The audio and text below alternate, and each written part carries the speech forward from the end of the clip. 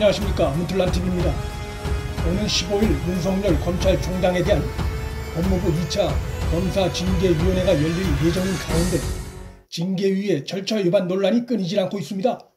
이런 가운데 윤석열 검찰총장 측이 2차 징계위 개최 하루 전 법무부에 예비위원 관련 정보를 공개해달라고 청구할 예정입니다.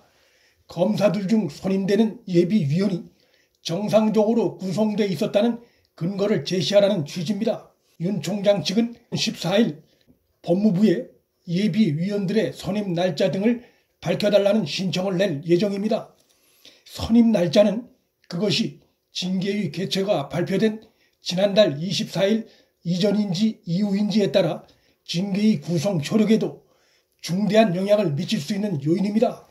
현재 법무부 측은 예비위원이 갖춰져 있는지 여부에 대해서 명확한 입장을 밝히지 않고 있는 상황입니다.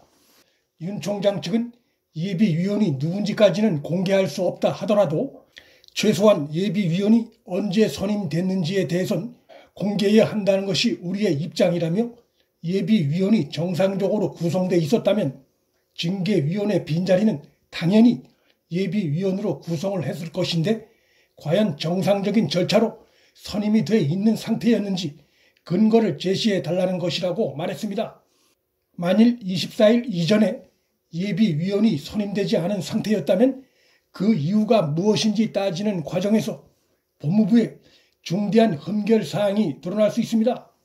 이것은 법무부 측의 중대한 직무유기로 연결돼 징계위 구성 자체가 중대한 흠결이 있는 것이 돼 징계위 개최가 무효를 피하기 어렵습니다. 만일 예비위원이 선임됐었다면 왜 예비위원회에서 결론을 보충하지 않았는지 그 이유를 따지는 과정에서 역시 법무부 측에 합리적인 설명이 없을 경우 징계 추진 과정의 중대 하자가 될 수 있습니다. 앞서 법무부는 예비위원을 포함한 징계위원 명단을 공개해달라는 윤 총장 측 요구를 받아들이지 않은 바 있습니다. 검사징계법에 의하면 위원회는 위원장 1명을 포함한 7명의 위원으로 구성하고 예비위원 3명을 둬야 한다고 되어 있습니다. 즉 예비위원까지 총 10명으로 구성되어야 징계위가 정상적으로 합법적으로 열릴 수 있는 것입니다. 이러한 이유로 윤 총장 측은 6명으로 구성된 지난 10일의 징계위 구성 자체도 위법이고 무효라는 입장입니다. 법무부 측이 윤 총장 측의 예비위원 관련 정보 공개 청구에 응하지 않을 경우 그 자체가 법무부 측의 법 위반 논란을 더욱 가열시키는 요인으로 작용할 수 있습니다. 윤 총장 측이 구체적 명단이 아니더라도 예비위원들의 선임 날짜라도 알려달라 요청했음에도 여기에도 응하지 않는다면 향후 법무부 측의 위법을 다루는 법정 소송에서 법무부 측에 불리하게 작용할 수밖에 없습니다. 윤 총장 측은 이날 기자들에게 보낸 입장문을 통해 소집 통지를 받은 위원 중 일부가 사정으로 출석하지 못하는 경우 과반수가 출석하면 심의를 할 수 있으나 일단 인원 구성은 7명이 돼야 한다며, 위원장인 법무부 장관이 위원회 구성원이 될 수 없어 6명이 됐기 때문에 예비위원 1명을 채워 다시 7명을 만들었어야 했다. 그런데 10일 징계위의 위원은 6명으로 진행됐다고 지적했습니다. 이 지적은 예비위원이 있었다면 결론을 보충했을 텐데 예비위원 자체가 없었던 것이 아니냐는 의혹을 낳고 있습니다. 만일 예비위원이 있었음에도 보충을 하지 않았다면 더더욱 그 의도가 의심을 살 수밖에 없습니다. 이것은 정한중을 위원장으로 앉힌 것과는 별개로 법이 규정한 징계심의위원 7명을 채우지 않은 상태에서 징계위를 강행했기 때문에 법무부 측으로서도 빼도 박도 못하는 위법 상태에 몰린 상황입니다.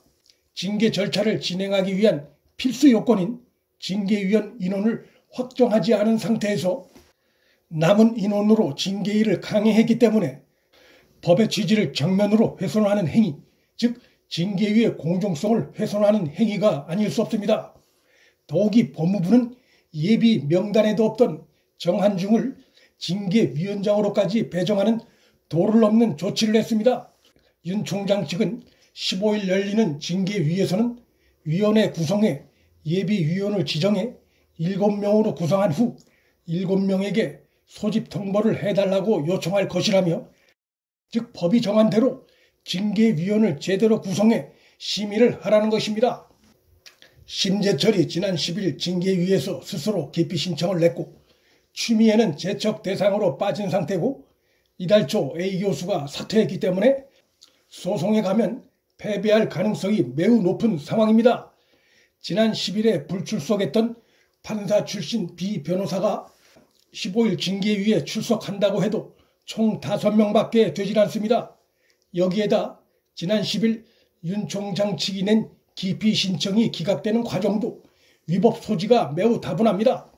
징계위원들이 공통의 사유로 기피 신청 대상이 됐다면 공통의 사유를 갖고 있는 다른 위원 기피 여부 표결에 참여해서는 안 된다는 것이 대법원의 일관된 견해임에도 징계위가 이를 무시하고 자기들끼리 품앗이하듯 표결을 해서 기피 신청을 기각하는 어처구니 없는 결론을 냈습니다. 한마디로 법무부의 윤석열 총장 징계위는 위법 논란이 산처럼 쌓여가고 있는 상황입니다. 어떤 결론이 나오든 법원에 가서 절차적 정당성의 결여로 뒤집어질 가능성이 매우 농후한 상황입니다. 문틀란TV 여기서 마칩니다. 구독과 좋아요, 방송 공유는 방송 제작에 큰 힘이 됩니다. 시청해 주셔서 감사합니다.